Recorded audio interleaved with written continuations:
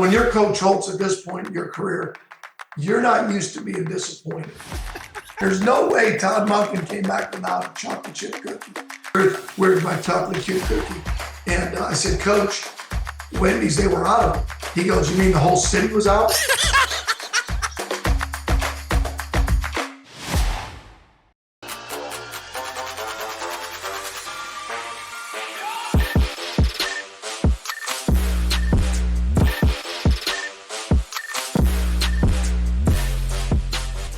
Let's bring on our guest, offense coordinator, Coach Todd Monken from the Baltimore Ravens. Coach, how's it going? Had a great year this year. Got all the way to the AFC Championship game.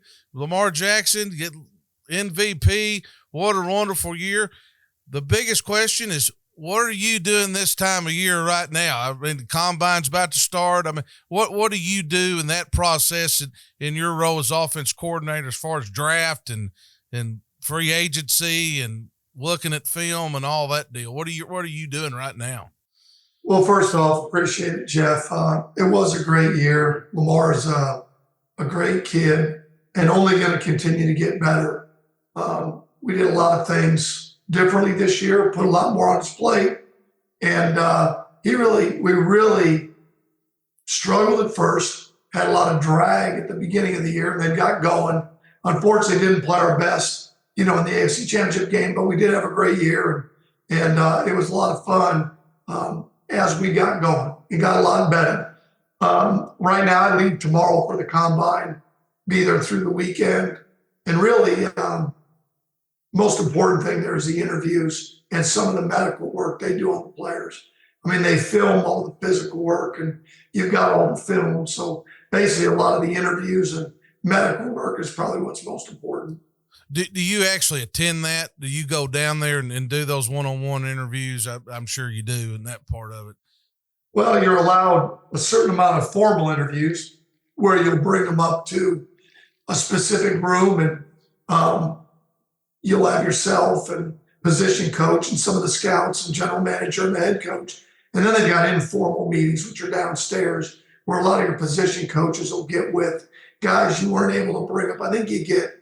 I think you get 60 formal meetings. I don't know, don't quote me on that, something like that. And then as many informals as you can get with the guys, you try to get just to, drill down a little bit of what makes them tick more than anything. Right. Just get a feel for them. Well, the craziest thing was when I first got to the Jaguars. Now that you said we're going to tell some stories, it was, hopefully I can swear a little bit because now I just said the swear word. All right, so 2007, I'd never been in the NFL, so I went to the combine in 2007, and I was doing these informal interviews, and I was so used to selling guys. Hell, I was selling them on Jacksonville, what a great city it is, organization, the coaches, and hell, you're just trying to drill down at what makes them tick. They're not going to have a choice anyway. It's how you draft. Here I was trying to sell them on everything. Is like, this is stupid. You really just want to find out, what it is about it, right? You're just within 15 minutes, which is hard to do, just have an opinion, which is, again, very difficult to do, but you're just trying to drill down a little bit. Again, trying to gain as much knowledge as you can of each individual prospect. Right. Well, Coach, let's get into your career a little bit, and then I got a few questions. Brady's got a few questions. I know you're a busy man. You come from, in Illinois, right there. Your dad was a longtime coach, and you're a coach's son, blah, blah, blah. Talk to us a little bit about growing up in that environment and where it's led you now. You start off at Grand Valley with Tom Beck and a lot of great coaches there, and then headed over to Notre Dame. But let's get into about your dad and the influence he had on you. Well, you're right. I mean, grew up in a coaching family. So my dad and his four brothers were high school coaches in the state of Illinois, and all five of them were in the Illinois Coaches Hall of Fame. So just grew up around it. I mean, that's all you knew was sports, your dad's team at Lake Park High School and all your uncle's teams. And so what a blessing to grow up around athletics. I mean, you can't really, my heroes were my dad's players. That's who my heroes were when I was a kid. And so my two brothers are high school football coaches. I've got three cousins that are high school football coaches. My cousin Jeff's the head coach at Army. So you just kind of grow up around it. And I can't imagine, being any better. I was lucky enough once I got done playing to end up at Grand Valley State, a Division II school in Allendale, Michigan, maybe the most fun I've ever had in coaching. Just getting started. So many young men can play Division II football, and we're winning, and we're really good on offense. And I learned a lot from Tom Beck, even being a coach's kid. You think you know a lot till you really start coaching. Really, to be honest, you kind of think you've got. I'm going to tell a story here with Tom Beck. So back in those days, there weren't phones, Jeff. I mean, hell, what you had was a chalkboard or you had a bulletin board. That's how you communicated to your team. So there was a bulletin board outside the offices at Grand Valley State. And Tom comes to me and says, "Hey, I want you to take these Sports Illustrateds and I want you to cut out football pictures and put them in the corners and make the bulletin board look special, making football bulletin board." And I'm thinking this is kind of a deal for a big time coach like myself. So I do it and I put the pictures up in the corner and I come in the next day and Tom grabs me, says, "Take a look at that board. What do you think?" And I just pause. He says, "You're right. It looks like shit. Your name's written all over it." And I learned right then and there that, every day's an interview and your name's on whatever you do. And those are just some of the stories you learn along the way of that you gain, unbelievable appreciation for those that are willing to tell you that, to give you opportunities, along the way. And so then from there, Tom Beck actually went to Notre Dame Yeah. as an assistant coach. So I got a chance to go there as a graduate assistant for Coach Holtz. And I've got a couple of stories coming up with him. So as long as it's just gonna be story time. So, so my first really big break, when your family's in high school coaching and you play Division 16 football at Knox College, you don't have a lot of people, in your corner. So getting a chance to go there then when you at that point, some elite players. I mean, elite players. I mean, putting yourself in position for a national championship at that point. So crazy enough, I got a chance. He was moving, and I'll be damned when we're moving if Coach Holtz didn't have like this pig suey grill that he still was like a red hog that he'd had from his days being in Arkansas, and he wouldn't let us take it. I'm like, you don't even use it. I mean, it's been sitting in your garage for damn however many years, 20 years. You don't even use it. But what a great experience. You talk about unbelievably detailed, always had a plan. And now I got to tell you one funny story with Coach Holtz that I learned. So play on Saturday, Sunday, the offensive staff was asking for me to go to Wendy's to get him lunch. So I thought, you know what, I'm gonna go in there to Coach Holtz and kind of, smooze up to the head coach and see if he wants something. So I go in there and he says, "Todd, I'd love a chicken sandwich and a chocolate chip cookie." So I go to Wendy's and I'll be damned if they're not out of chocolate chip cookies. So I come back and, when you're Coach Holtz at this point in your career, you're not used to being disappointed. He dug through that bag like there's got to be a chocolate. There's no way Todd Monken came back without a chocolate chip cookie. So he looked straight up at me and says, "Todd," in that voice, said, where's my chocolate chip cookie?" And I said, "Coach, Wendy's, they were out of them." He goes, "You mean the whole city was out?" And he was right. You learned right then and there, like he asked for a chocolate chip cookie and I didn't get done what he asked me to get done. So I'll be damned the next time I got him 5, it didn't matter. But those are things along the way that I laugh now. But those are things that, as I said earlier with the Tom Beck story, that make you who you are. Yeah. Those moments and you still don't always get it right. And someone has to tell you or give you advice to help you along the way. And from there, Ron Cooper got the Eastern Michigan job. I was fortunate to go with him. And then I was, we don't have to go through my whole career where I went, but just along the way, some ups and downs and, being around a lot of really good coaches and around a lot of really good players that helps you along the way. And, I'm just really lucky. I'm just a old high school coach's kid at heart. And I've never forgotten that I got a job for the players. And I hope the guys that I've coached mostly along the way would say that, that I never forget that you got a job for the players. And your job is to maximize their measurable skill set the best you can, and we're always in the development business. And I think high school coaches have it the hardest of anybody, where you're at that level trying to mentor young people in all areas of their life. Forget football, just where are they headed? The family issues they may have, all the different things that come across a high school coach's desk or what they've got to do, much harder than even in college. In college, much harder than pro. Pro is the most difficult to win at, but it's the easiest in terms of definition of what your job is. It's a pretty simple definition. Develop your players and win a bunch of games. There's really not a whole hell of a lot other than that.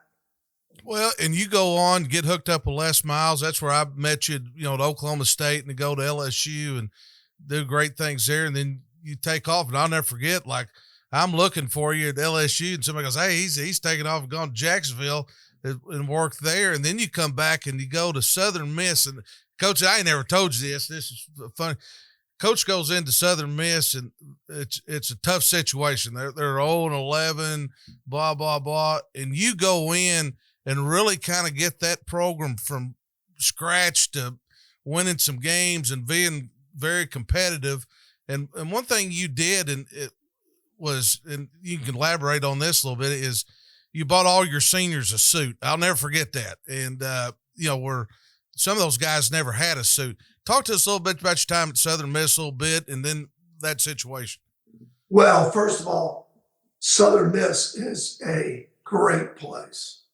I mean, probably of all the places I've been, it may have had the greatest cooperative spirit within the campus from top to bottom. They wanted to see our athletes be successful. As long as you held up your end of the bargain in terms of when they called you about something or they needed something, you followed up on it. Because they send you everything, intimidating old girl at the dorm, busting your trays at the cafeteria, going to class. As long as you followed up on that and you created a disciplined environment, it was unbelievable. They wanted to see your players be successful. And when I took the job, it was perfect timing. They'd had 16 straight bowl games. Larry Fedora had just gone to North Carolina, did a great job. Jeff Bowers did an unbelievable job. You're surrounded by players. If there was a perfect job to take, they had just gone 0-12 after 16 straight years. I mean, if there was a time to take one, it was then, and we struggled at first. We went 1-11 and then 3-9, then went 9-3 and won the West. And but it is a great place. And it was hard to leave there. But when we first got there, they were struggling from what has happened here? We just went 12-2, and now we go 0-12. What is it? Never been through that. All they've known is winning and the players. So first thing we decided was, what can we do when we get here as we build this? Because right away we thought we might struggle a little bit in a number of ways. Well, how can we win without maybe winning, if that makes sense? Well, how do you do that? Well, you treat the players as well as you can. I said, listen, when we go on the road, I want to stay at the nicest places. I want to spend the most money we can on our pregame meal. I don't get it. Okay. I want, when the guys walk in the weight room, I don't want the muscle milk chained up like it's gold coins. If a guy wants 3 of them, give him 3 of them, it's just everything that you could do, because you guys know this is, we may not win to start, but the only way we're going to get this turned is when guys come on our campus. Our players are our greatest recruiters. So if they believe that we have a job for them and we're doing everything for them, then we're going to give ourselves a chance. We're going to give ourselves a chance to recruit high level players. They're going to believe that we're putting everything we got into them. And we're in Southern Miss. We can't do it like Arkansas can do it or Georgia, but we sure as hell can do it the best way possible. So what had come out was that it was some NCAA bylaws like if a player goes to like a banquet, you could buy them if it was required to wear an outfit, you could buy that for the player. I said, well, there's the loophole we're looking for. I said, hell, they haven't had a banquet here in 15 years. We're going to have a banquet and we're going to require that the seniors wear a suit and we're going to buy it for them. That was the loophole. And for their first interview, when they get done, when they leave there, we thought about, do we get them iPads? And I'm thinking, hell, half of them probably won't even use it for what we want them to use it for, you know? And so we thought this would be a hell of a deal. We had raised the money and we said, you know what, for that banquet, we're going to take a picture of it. And for their first, interview, you should have seen some of the big guys from Mississippi, Louisiana, like they've never had a suit. Hell, I hardly ever had a fitted suit. And so you got this old dude with the little chalk, like, you know what, he's down there waiting for the guys to try on their pants, you know? And Kyrie Thornton, I remember, like, he tries on the pants. He tells the guy, like, they're too long. He goes, I got it. He curls it up, kind of marks it. Like, they didn't know it was going to be fitted for them. They didn't know it was going to be like, you're going to pick one out. And to this day, some of those kids, and I didn't do it for the publicity. That wasn't what we did it for. We did it for them to have a suit and for something we could do for them, because they were a big part of us kind of turning it back and helping us as we move forward as best we could. Whether you're a high school coach and you're making peanut butter and jelly sandwiches for guys in the weight room, or you're trying to do whatever you can for your players. That was just one piece of it as we started on that journey to try and bring the pride back that belongs at Southern Miss. I mean, it's a special, special place. And that helped us to get started. And it took longer than I hoped, for God's sakes, you know. But even as we weren't winning the first year, guys, Jerry DiNardo was part of the search committee. He helped talk me into taking the job. And I'm like, God, I don't know. They didn't want me a year ago. Now, why would, and after 5 games, we're 0-5. I called Jerry back. He thought I was calling to bitch him out about taking the job. I'm like, no, Jerry, this is a great place. I'm not very good yet as a head coach, and we're not very good. But I'm telling you what, we're in a great place. We'll have no barriers to success. And it was true.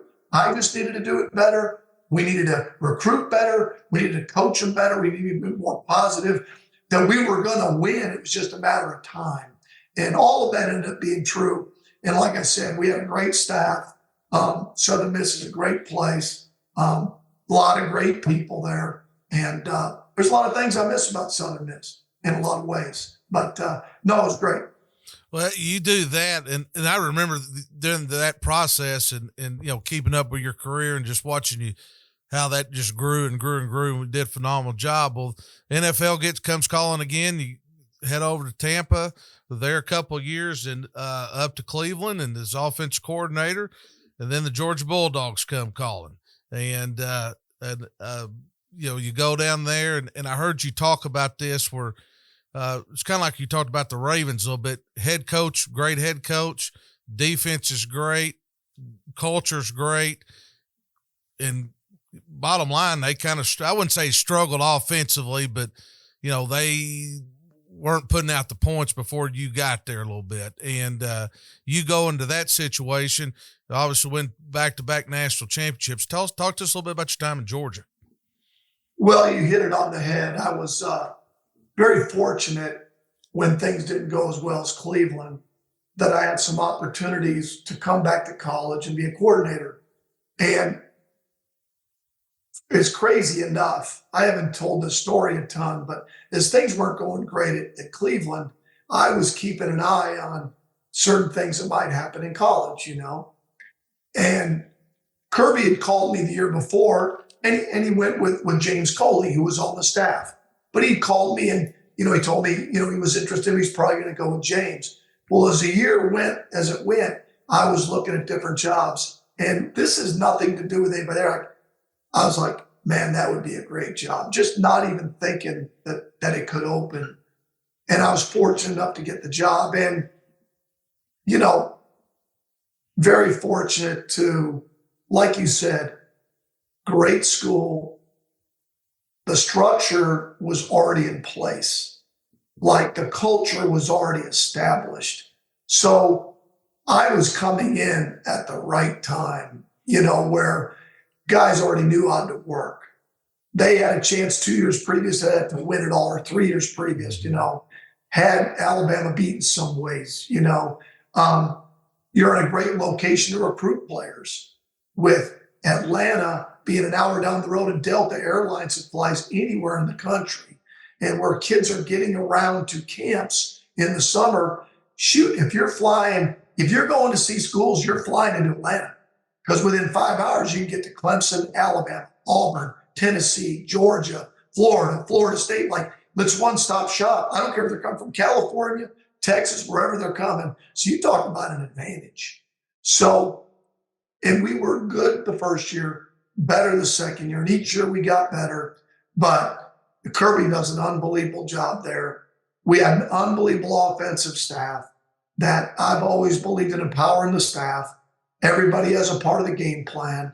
I just end up being the guy that calls it. But it was Kirby Smart's offense. It was the Georgia Bulldogs offense.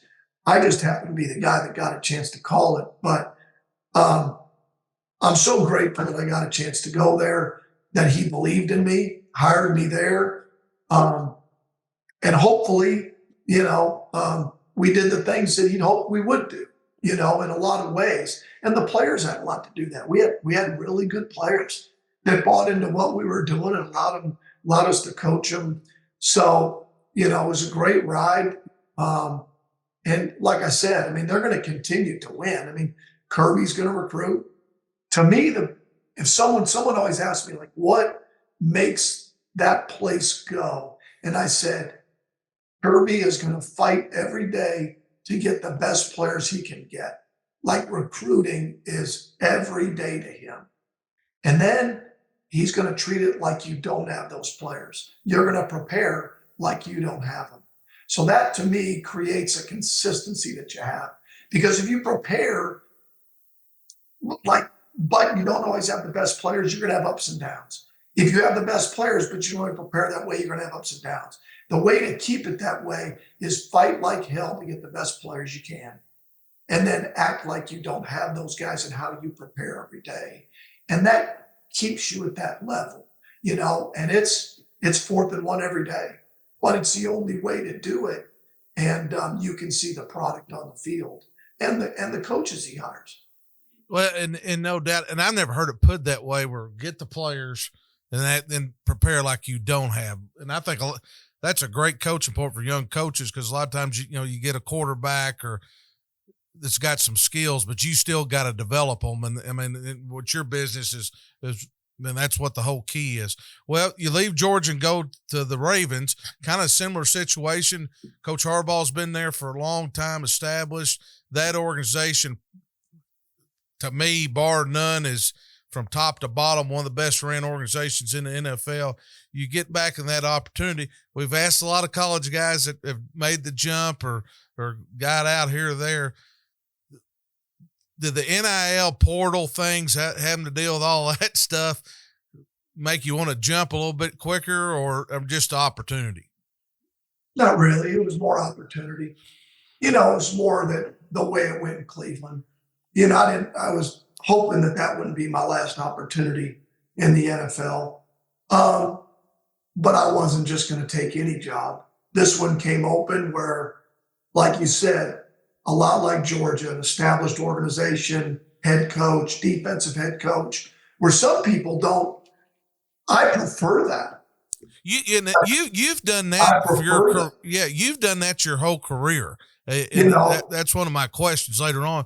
You jumping in with defensive head coaches and going in, and like you said, a lot of offense coordinators shy away from it. What attracts you to that?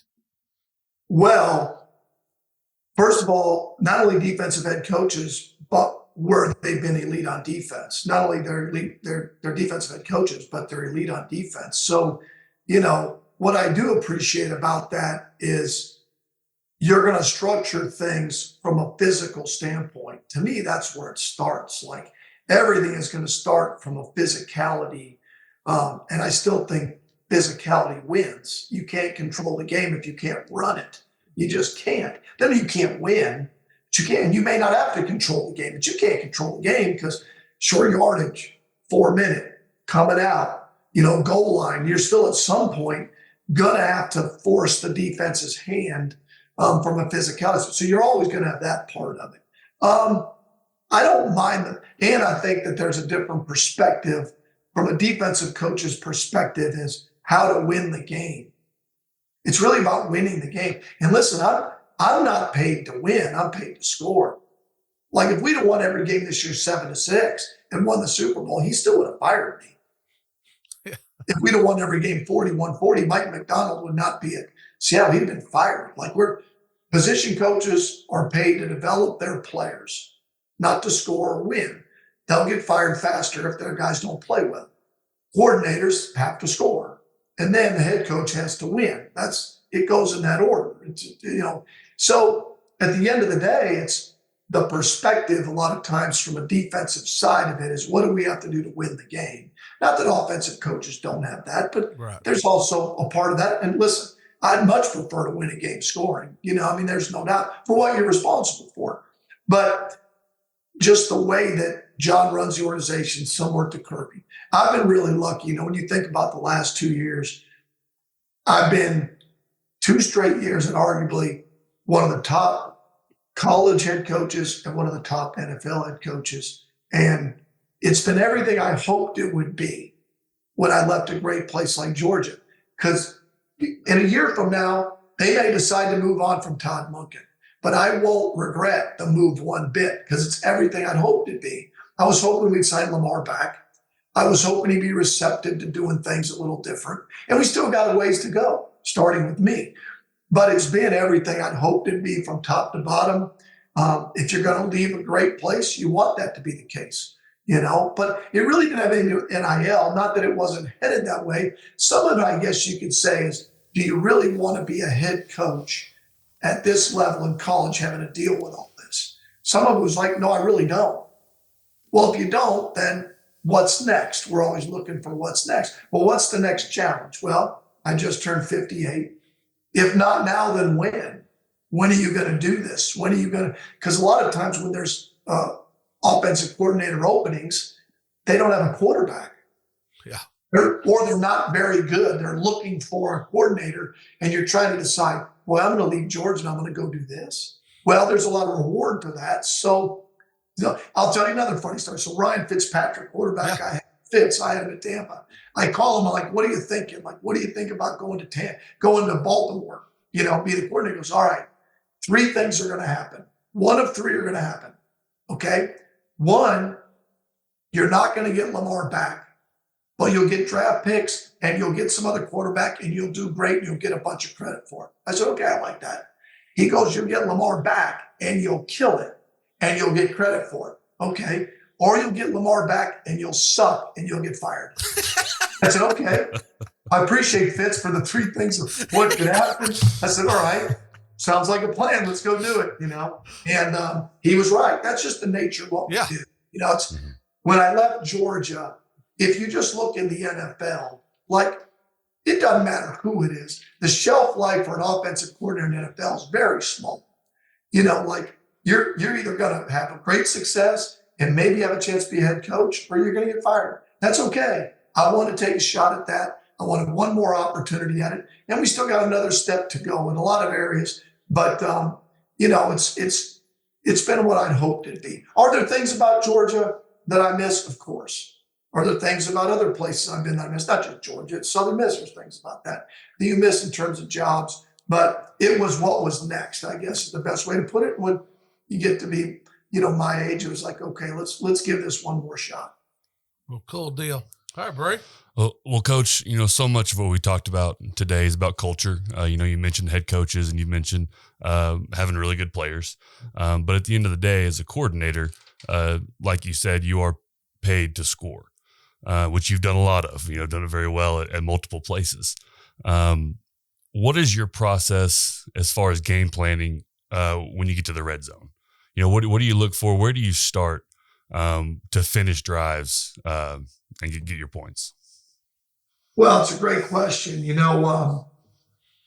One thing that being at Georgia was great, but one thing, there's a couple of things, and I'm taking your question and kind of backing up a little bit to get where I'm going, is that there were certain things that from a game prep standpoint that Kirby and being at Georgia prepped you for. Some things that it didn't was, for instance, when I was there, we went 37-3.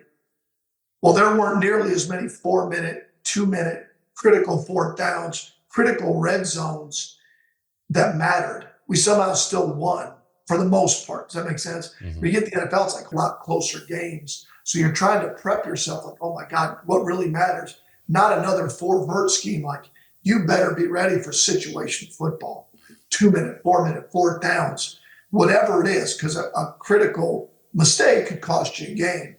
So, early in the season, we were relying on Lamar a lot, which you can go back to, whether it's the Jefferson kid that Arkansas's had, or go all the way to Matt Jones, for God's sakes. When you have an athletic quarterback in the red zone, it gives you an extra tool. You don't have to go wildcat. You've got the wildcat quarterback that adds an extra element.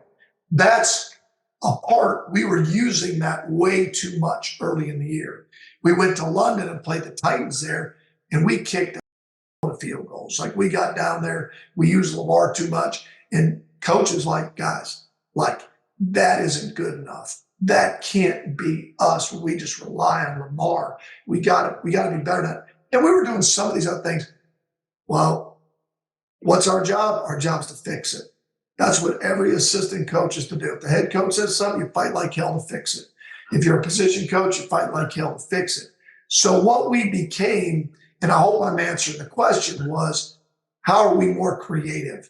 Do we need to go fast? Do we need to go speed break? Do we need to go unbalanced? How do we get seam throws? What is Lamar good at, right? What are we doing when it comes to, like, run pass ratio? Are we putting ourselves in, what are the best teams doing? What is that we needed to do to get a hell of a lot better, not rely on Lamar solely? And from then on, we ended up being in the top 5 and scoring touchdowns in the red zone after that week. And we divided it up, and we spent more time on it. We divided up, which we already had, but we just spent more time on it. And it's hard because there is only, with all game planning, there's only 24 hours in the day. It's a race against 24 hours. You're not at the Marriott. You can't get extended stay. You can't get 26 hours. You gotta go. So whatever you put your staff's mental energy into, you're going to get those results. You're going to look at, as long as you got good players and a good thought and a good scheme in terms of thinking. We committed more time to it. We did things a little bit differently. We still used Lamar, but we really dialed into what he does well, what was bogging us down run game wise. And some of it was really, we needed early, if we were in the high red zone, maybe not taking all shots to get in there, but maybe just 5 to 7, 8 yards to get us in a second and manageable. How could you keep moving the ball? How could you get checkdowns against the best players in the world? That didn't come up as much against Georgia because we just run it. And we could still run it here. We were good up front, and Gus Edwards was great in the red zone, but you're not just going to be able to do that. So we had to be more creative. We just had to be more creative. And we had to log into what Lamar did well as best we could. And then what runs kept us, on schedule. Sure. And a big part of that obviously is analytics. Obviously you're looking at numbers and the resources that you have at the NFL, with Pro Football Focus and things like that of that nature.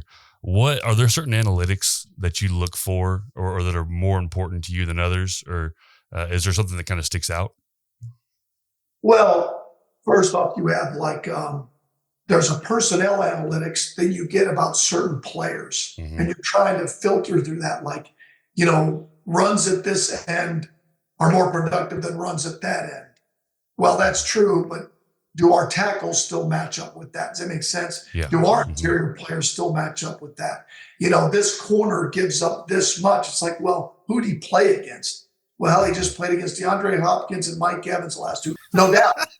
That's a hard matchup. It's like giving up 30 to Jordan. Good luck. Yeah. So you have to filter through some of the personnel that you get, like personnel matchups, who to attack, who not to attack.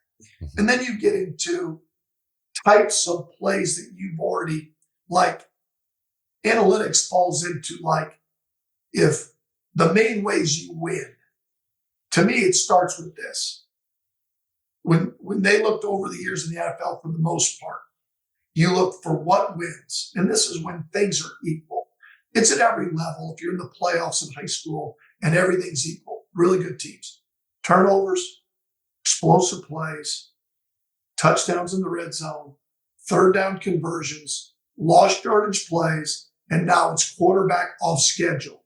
Those lead to explosives because you got more and more of these quarterbacks who make off schedule plays. That's what wins. Either giving those up on defense or creating that, or you being there. So, okay, what are we going to do in practice that fits into those windows? So that's what wins. There's where the analytics come in. If you're not explosive, you're not good in offense. Now, if you're not explosive, you better be damn good on third and fourth down because you're going to punt if you're not. What creates the long third downs? Lost yardage plays. If you're getting 4 or 3 instead of 7, especially in the NFL, tight games, there was a number of those games, the game's different, feels different.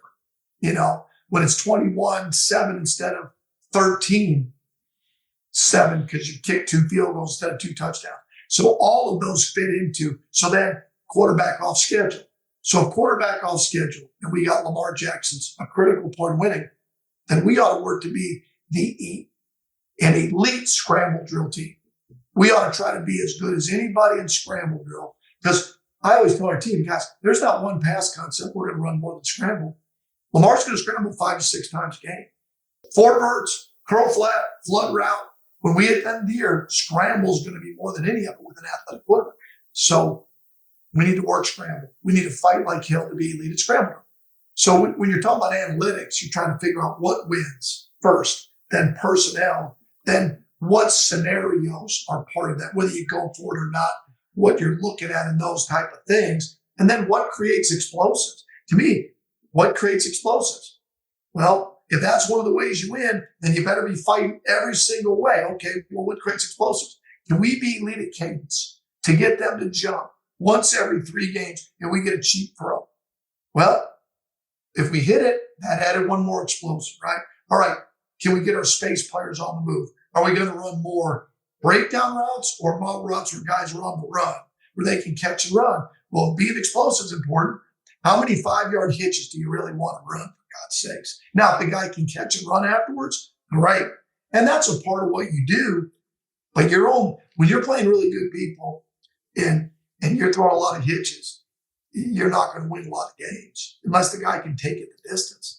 You better find ways to hit pockets and throw it down the field. Or what type of plays are you running? Get the balls on the perimeter. But you're layering everything you do based on turning it over, not explosive, all the categories. That's all you're working on. You're fighting like hell in the red zone.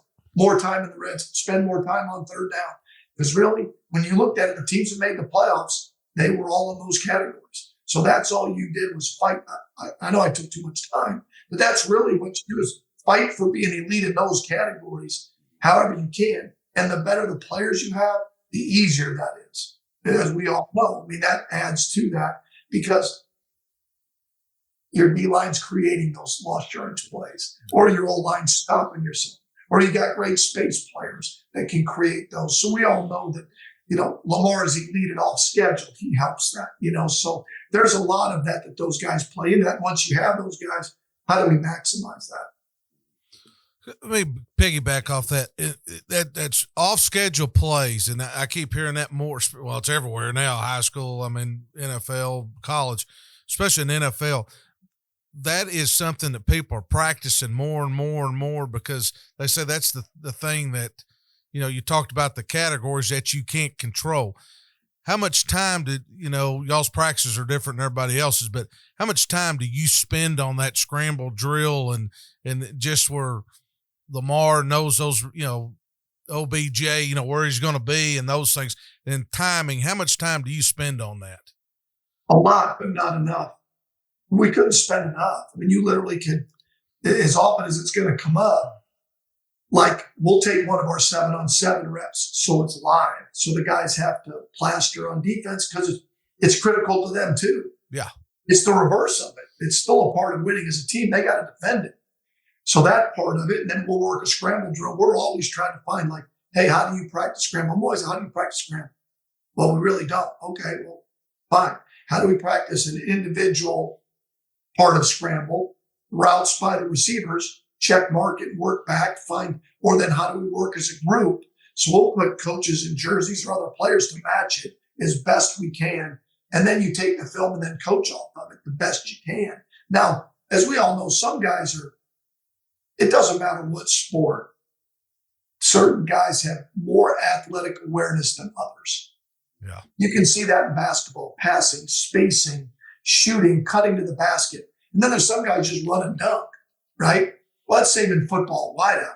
You got some guys that understand spacing and they look around and being friendly. And some other guys will run in the wall on the damn sideline. They don't even realize they're out of bounds, for God's sakes. So you have to take all of those guys and try to, learn how to find pockets. And when you're man, fight for position. And we're still not anywhere we need to be. And we got a lot better. And we're going to continue to get better with it as our guys understand. And you're constantly just showing them film. And we're going to continue to do that. And we still, like we used to do it, like I said, 7-on-7, all the way back to Southern Miss. Like, hey, Nick Mullins, like take off to the right. No one to know but him. And then you just got to work it. And so we've gotten a lot better at it. And Lamar, along with some of the guys, and some of the quarterbacks they need to work at it too, because not every quarterback scrambles and looks to throw. Yeah. Some of those guys just start to take off, and how do you train them to be better at looking to throw? And some of them, they're elite at, like Mahomes is elite at it, finding it. And that's what makes them. They're well coached. They got good players, but he finds plays and extends with his feet that takes them from really good to elite. And that's what we're trying to get to, is from really good to elite on a consistent basis with that one aspect. Well, because I keep hearing that more and more, especially NFL guys, is, you talked about defense having defended, and that's a play. Those 3 or 4 plays you talked about, he's going to scramble 5 times is a lot of times difference in winning and losing. Well, Coach, let me hit you with this here. You started coaching in 1989. You've seen everything change. The option game, the 4 verse, run and shoot. Now we're in the RPO world. Out of all that time period, what's the biggest changes that you've seen over that time period, and what have you picked up, obviously? Well, when I first got into coaching, it was interesting because there wasn't a lot of one back. Yeah. So it was like, ooh, it was like BYU, it's like one back, throw it. It was like West Coast, teams were pro. And if they were really fancy, they went slot, throw in slot, bring the wide out over, and it's like, and everybody was a lot more basic. You could, they're playing over, under, and you could tell exactly what coverages they were playing. It was a lot more methodically structured, if that makes sense. And the games scoring, and you weren't as much shotgun, and your quarterbacks weren't as athletic. If they were athletic, they were running triple option, and they couldn't throw as well. Where the game has changed is space players, and athletic quarterbacks. And then what's added to that is now the complexities of defenses. To me, run plays are very similar still. Yeah. You still run zone plays, maybe out of different formations and power.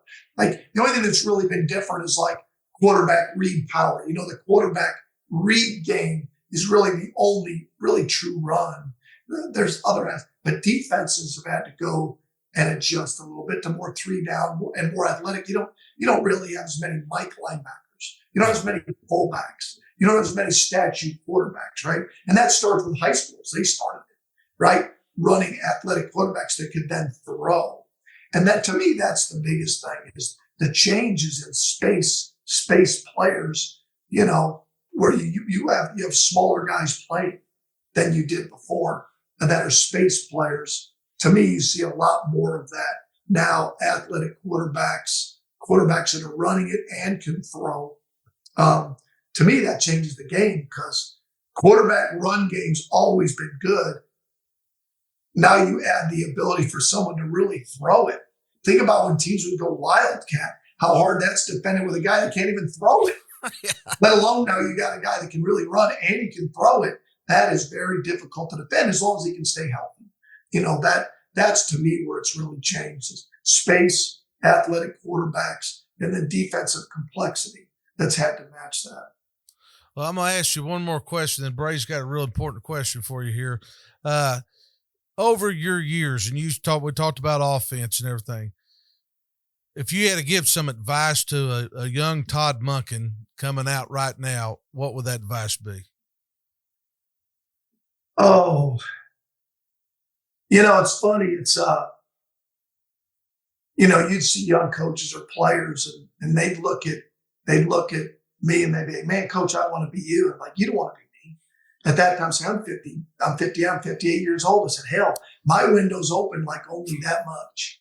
Like me and the wife, we talk about Applebee's and burial plots. That's what we talk about. Like, you got your whole world ahead of you. Your window is like so wide open. You don't know what's happening tomorrow. You don't know what next week. Like, enjoy it, man, because it's a vapor, man. It goes by so fast. When Coach Harbaugh said that life is a vapor, he's right. My parents said that, and I thought they had unicorns sticking out of their head. They were like, to go by fast as hell, enjoy it. I'm like, what the hell they know? Now I'm them. Yeah. And is to really enjoy it. And if you really, really want to be elite in this profession, irrespective of level, is,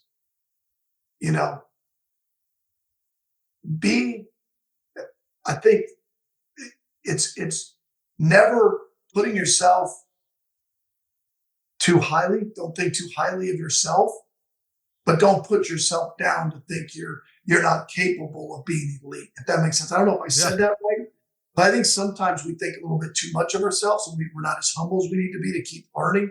And other times we never see ourselves as being able to be the head coach of the Arkansas Razorbacks or the Baltimore Ravens, and that's not true.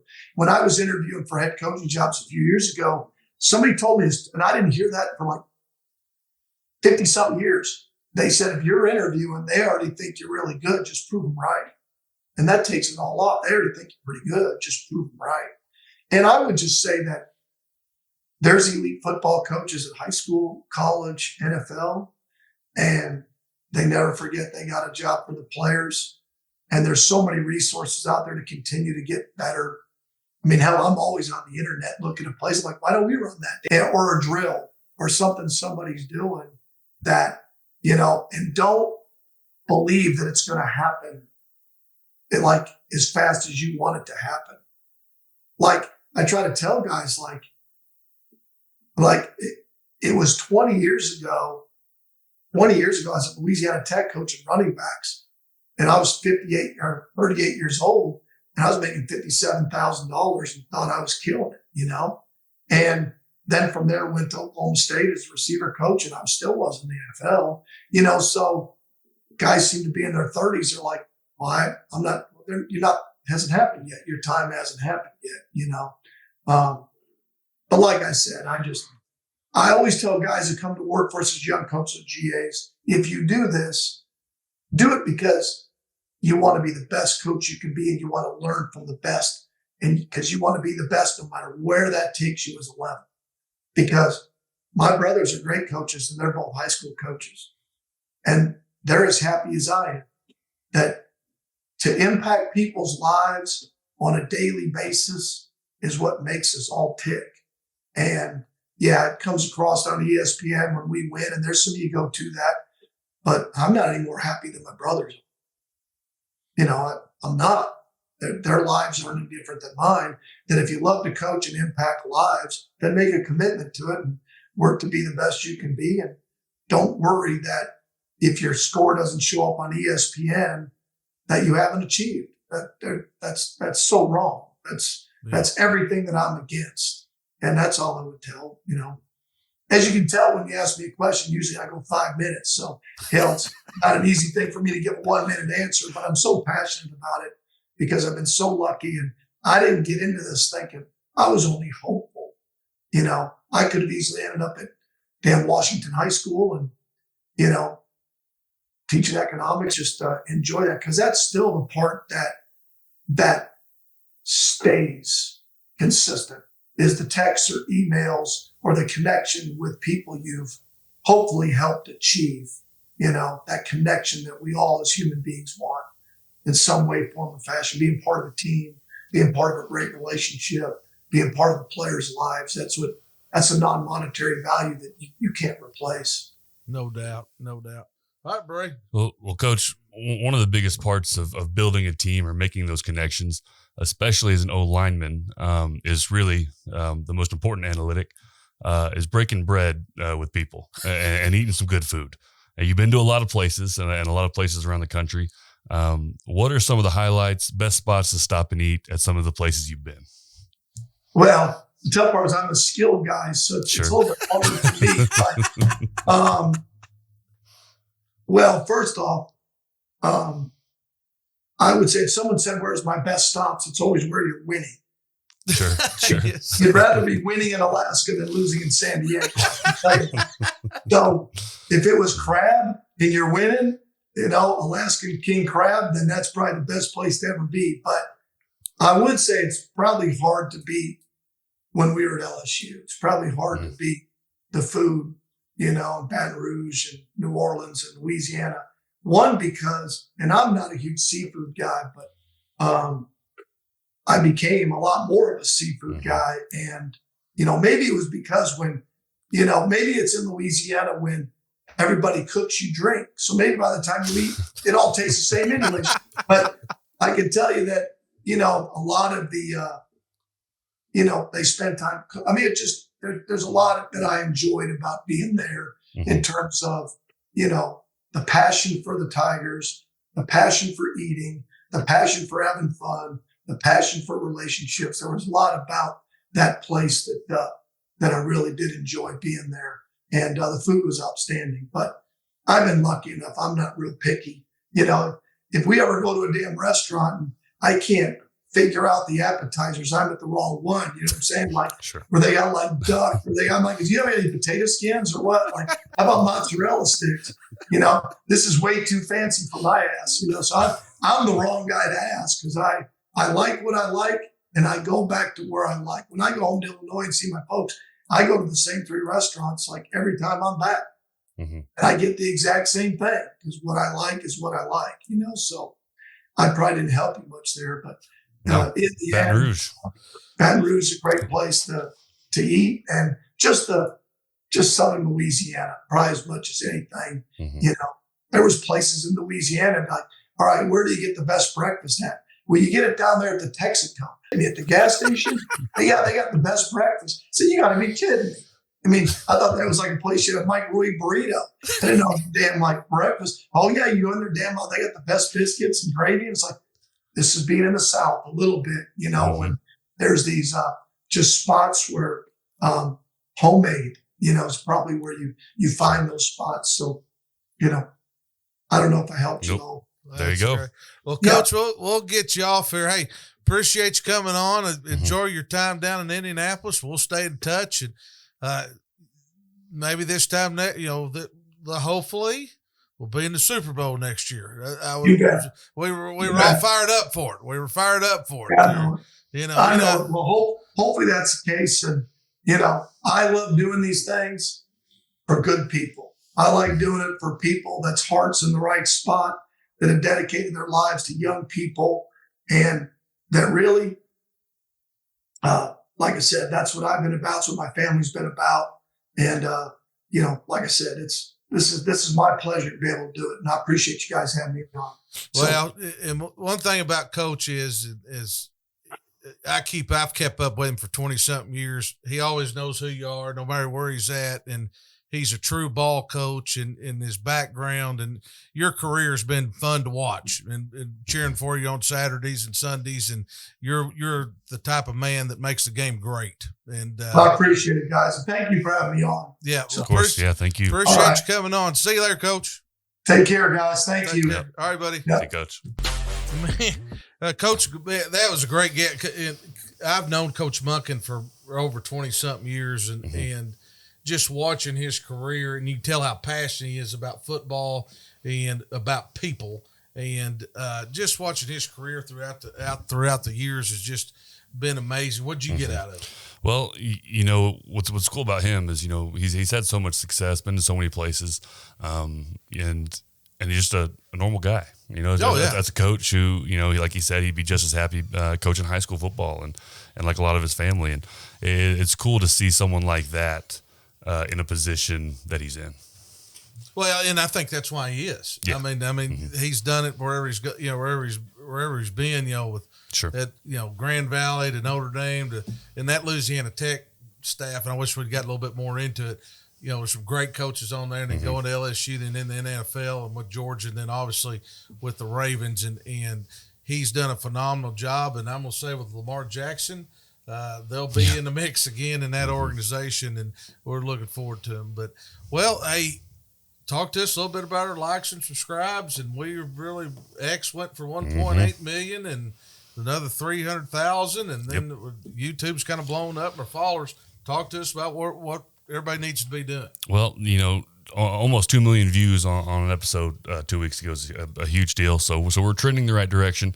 Obviously, give us a like, the subscribe on YouTube. We're definitely going to start pushing a little more towards X on Twitter.